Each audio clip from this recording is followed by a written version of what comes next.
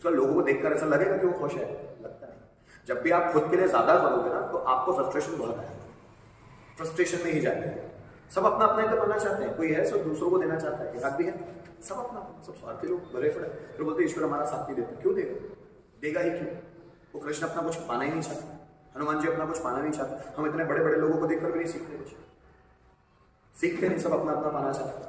हम दूसरों में बहुत कमियां ढूंढने चले। आप कमियां तब ढूंढो जब आप में अच्छा ही है, तब ढूंढो ना दूसरों में कमियां। आप में कमियां भरी हुई है, दूसरों में कैसे देख सकते हो। छोड़ो यार। मेरा मानना है बुराई और आलोचना, ये दो शब्द है, जरा ध्यान से सुन लेना। बुराई और आलोचना, आपको आलोचना करने का हक है, किसी की बुराई करने का हक नहीं। आलोचना करो, अगर कोई गलत है तो उसकी आलोचना करो, 1 2 3 सेंटेंस में खत्म करो बात। बुराई करने का मतलब घंटों पीसते रहना, ये बुराई करना होता है। बुराई का मतलब, जैसे मैं आपको बताता हूं, एक बार एक व्यक्ति सुकरात के पास आया। सुकरात जैसे आपके जो फाइल में सोक्रेटिस नाम से यूनान के फिलोसोफर है, एक व्यक्ति उनके पास आया, बोले स्वामी जी लोग आपके बारे में कितनी गलत गलत बातें करते हैं समाज में, आपको सुनकर तो बहुत बुरा लगता होगा, क्या आप सुनना चाहेंगे उन बातों को। सुकरात बोलते हैं मैं पहले तुमसे 3 प्रश्न करता हूं, अगर वो तीनों प्रश्न के तुमने जवाब दिए तो तुम जो बोलोगे मैं सुनूंगा, कि समाज में लोग मेरे बारे में क्या कहते हैं मैं सुनूंगा। पहले वो 3 प्रश्नों को जवाब तुम दो। बोले हाँ पूछिए। पहले जो लोग मेरे बारे में बातें करते हैं वो सही है कि झूठी है। वो आदमी सोचता है और बोलता है झूठी है वो बात, ठीक। दूसरी बात, क्या वो सुनना मेरे लिए जरूरी है, तो वो आदमी बोलता नहीं आपके लिए जरूरी नहीं है। क्या वो बातें जो लोग मेरे बारे में करते हैं उससे मुझे खुशी मिलेगी, वो आदमी बोलता नहीं आपको खुशी नहीं मिलेगी, आप तो दुखी हो जाएंगे। तो जो चीजें सही नहीं है, जरूरी नहीं है और मुझे खुशी नहीं देगी, मैं इन बातों को सुनूं ही क्यों।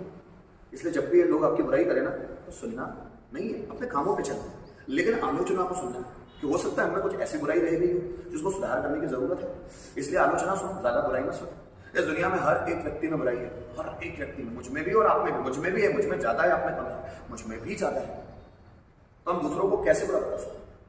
ये किताबें यही सिखाती है, जो किताबें ना इसमें पावर है बहुत सारा, ये आपको जगाना सिखा देती है।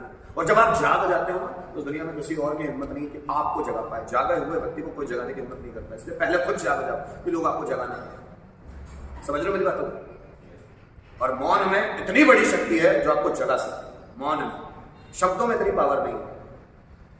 कभी ईश्वर को समझना हो तो शब्द काम नहीं आते, उससे मौन। इसलिए बोलते हैं जिन लोगों ने ईश्वर को पाया है वो मौन की शक्ति से पाया है। शांत हो, क्योंकि ईश्वर मौन है, वो शब्दों में छिपा हुआ नहीं है। शब्दों की एक सीमित सीमा है।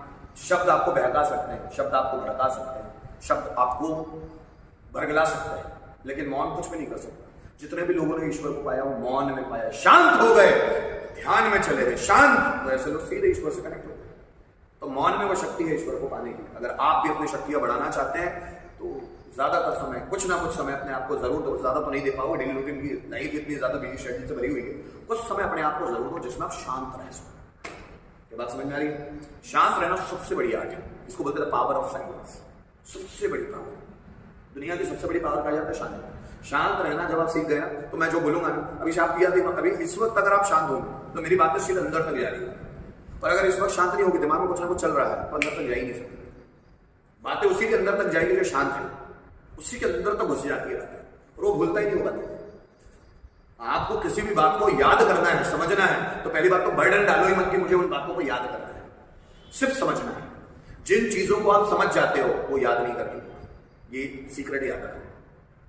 यादें वही करना पड़ता है, याद वही चीज करनी पड़ती है जो चीजें आपको समझ में नहीं है।